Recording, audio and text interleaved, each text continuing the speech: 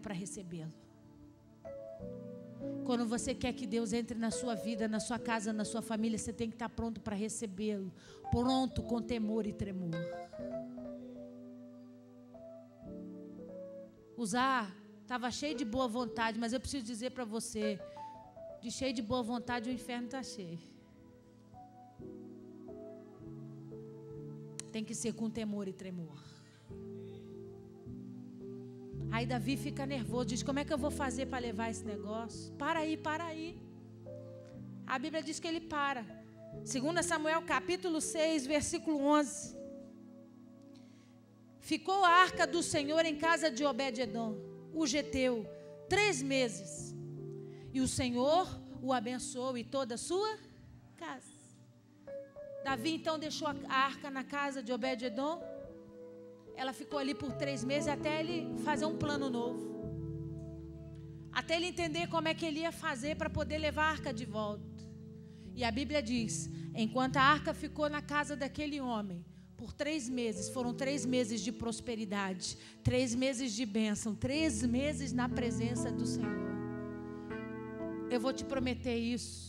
Na autoridade do nome de Jesus, quando a arca entrar na sua casa, é um novo tempo sobre a tua vida, é um tempo de paz, de prosperidade, a glória de Deus invadindo as nossas famílias. Aplauda ao Senhor, aleluia, glória a Deus. Vai mais para frente um pouquinho, versículo 14. Davi então vai lá buscar a arca. Aí a Bíblia diz, Davi dançava com todas as suas forças diante do Senhor e estava cingido de uma estola sacerdotal de linho. Assim Davi com todo Israel fez subir a arca do Senhor com júbilo e ao som de trombetas. Ao entrar a arca do Senhor na cidade de Davi, Mical, filha de Saul, estava olhando pela janela e vendo o seu rei que ia saltando e dançando diante do Senhor, o desprezou no seu coração. Olha aqui para mim. Davi leva a arca e o coração dele é cheio de alegria, porque ele está dizendo para ele e para todo o povo que o serve, a glória está voltando para a sua casa, a glória do Senhor está voltando para Israel, o nosso Deus está voltando para o seu lar. Nós vamos introduzir ele novamente à nação de Israel e toda essa terra será abençoada, porque Deus vai voltar para o seu lugar. Davi então vai como rei, com vestes brancas de linho, dançando na presença do Senhor, cantando, dançando, em alegria, dia de festa. A glória vai voltar para o lugar. Os anos todos em que a arca ficou longe, em que a terra foi profanada, acabou. É um novo tempo santo, é um tempo de santidade e purificação, de presença de Deus. Davi tinha motivos para se alegrar, e o rei dançava, tocava, cantava, e Mical, a sua esposa, da janela olhando. Diga para esse irmão que está ao seu lado, Mical, a janela não é o seu lugar. Todo xereta religioso fica da janela olhando. Não desce para se alegrar, não desce para dançar, não desce para cantar, mas fica na janela com o coração. O rei pagando mico. Tirou a estola sacerdotal, ficou dançando igual um menino. Que feio. Tirou, perdeu o posto, perdeu a autoridade sobre o povo, se misturou com o povo. Que coisa feia. A Bíblia diz que Mical se tornou estéril, porque desprezou o rei no seu coração. Sabe o que isso significa, querido? Que Deus se alegra de ver o povo alegre quando a glória é restituída. Deus se alegra de ver você dançar, cantar na presença do Senhor, porque só você entende o preço de ver a glória de volta na sua casa. Ninguém pode se colocar no teu lugar.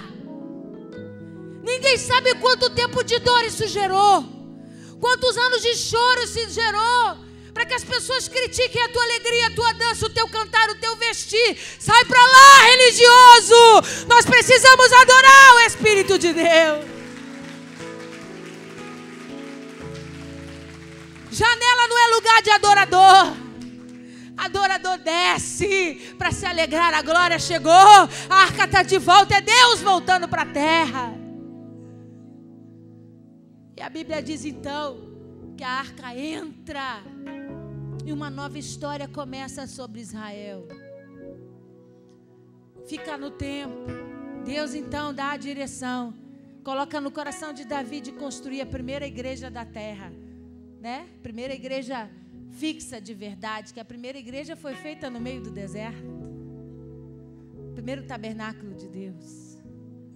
E Deus diz para Davi: você não vai poder fazer, Davi, porque você é homem de guerra, mas seu filho vai erguer esses muros e eu vou ser adorado naquele lugar. Você conhece a história? Rei Salomão constrói o templo, a arca é colocado lá dentro e todo o povo, todo Israel contempla o que próprio Deus desenhou. O sacerdote, o sumo sacerdote, era o único que podia entrar naquele lugar, sacrificar os animais, orar diante da arca, ouvir a direção de Deus, participar desse momento especial. A Bíblia diz para nós que em todos os grandes momentos da Bíblia, Deus fez com que o povo se voltasse ao Santo dos Santos para que o sumo sacerdote tivesse a direção que Deus queria. Jesus viu o templo reerguido, o segundo templo reerguido. O primeiro foi destruído, construíram um segundo um pouquinho menor, com muito menos glória, menos ouro, mas ela estava lá, no seu devido lugar. E eu preciso dizer, em nenhum momento da história da nova aliança, do Novo Testamento, ela foi desprezada.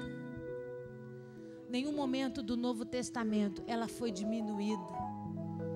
Eu preciso provar isso para você biblicamente, porque algumas pessoas dizem assim: eu não preciso celebrar isso, eu não preciso entronizar a arca, porque isso faz parte do Antigo Testamento. Eu preciso dizer para você, querido, ela continua sendo o trono de Deus até hoje. Ela continua representando o trono de Deus até hoje. E essa fase só vai mudar, escute, quando Jesus voltar.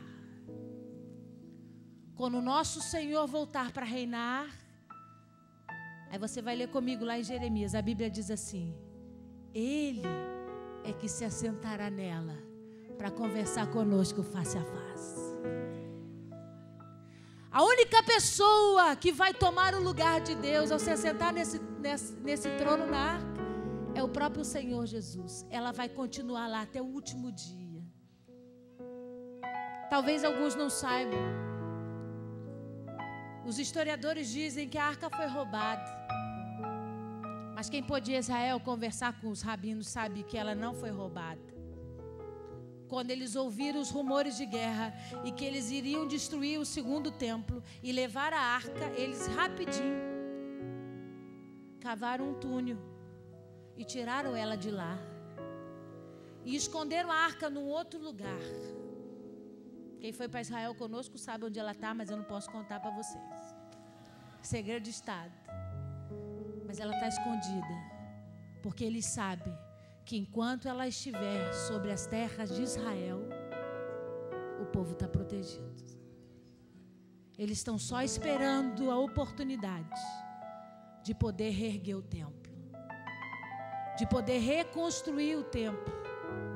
E quando o templo for reconstruído, eles vão lá buscar ela, para colocar ela no seu devido lugar e dizer: Deus, se assenta de novo. Tem lugar aqui para o Senhor. Tem lugar de novo aqui para o Senhor poder se assentar e ministrar e falar com o teu povo. Abre lá em Jeremias capítulo 3 para você ver o que eu estou dizendo. Jeremias capítulo 3, marca bem na sua Bíblia, versículo 16.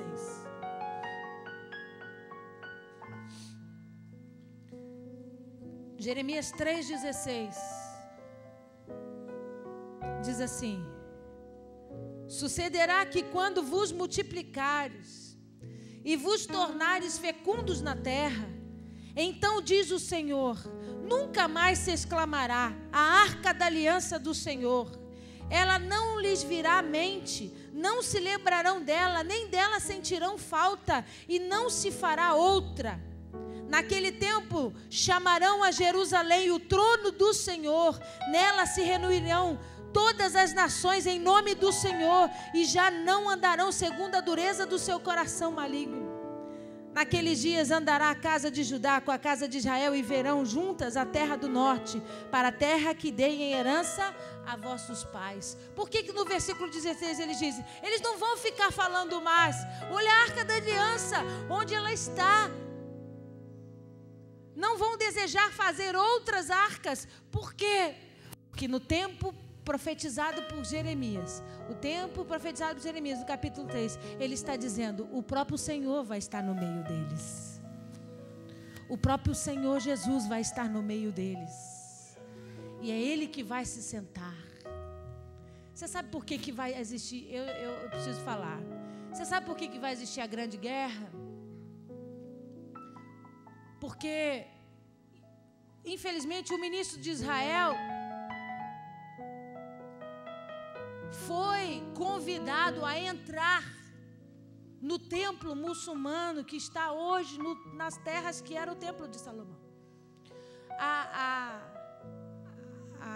A cúpula azul,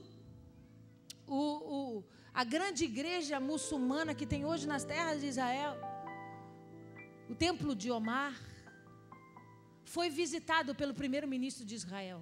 Nenhum judeu entra ou pisa naquelas terras. Aquele lugar foi tomado em guerra e nenhum judeu pode entrar. Quando a gente vai lá, o guia é trocado. O guia judeu não entra, entra um guia árabe, para que a gente possa conhecer o lugar por dentro, porque o judeu não põe os seus pés naquele lugar. Mas eles convidaram o primeiro-ministro de Israel a entrar lá num sinal de paz. E foi o grande erro dele ter aceitado. Por quê? Porque quando o povo de Israel tiver a oportunidade de reconstruir o templo, que a Bíblia diz que eles vão fazer, mas olha para esse irmão e diga assim, eu não vou estar mais aqui, nem você, em nome de Jesus. Porque nós vamos nos encontrar com o Senhor nos céus, amém? Eles vão reconstruir o templo, e o anticristo vai dizer assim, o líder de vocês entrou lá, agora eu quero entrar aqui. Ele vai dizer, eu quero entrar no templo de Deus. Eu quero me assentar no trono de Deus. Ele quer o lugar da glória de Deus. Ele quer se assentar sobre a arca de Deus. O lugar onde a Bíblia diz que o único que vai poder se assentar novamente ali é Jesus Cristo. Aí o judeu vai despertar e vai dizer assim, rapaz, aqui não. Aqui só senta Deus. Isso aqui foi construído para a glória dele. Nenhum outro pode se assentar e tomar esse lugar como trono, só Deus. Aí ele vai dizer assim, então vocês estão vindo contra nós. Aí eles vão dizer, se você entende desse jeito. E aí a grande guerra vai se levantar, onde todas as nações virão contra Israel, porque não entendem o significado da arca. Porque não entendem o significado que a arca tem para o judeu. O que a arca e o templo representam para os judeus. E todas as nações virão contra Israel em guerra. E aí virá o fim. Então eu preciso dizer para você essa noite, você hoje está diante de algo que simboliza a glória do Senhor. De algo que simboliza a presença do Senhor, que não vai ser extirpada até o último dia. Diga assim para mim, tem certeza, pastora? Vai lá em Apocalipse, capítulo 11.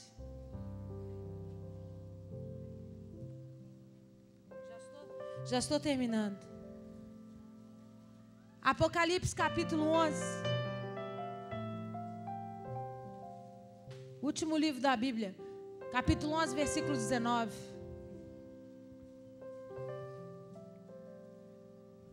Você achou? Diga amém.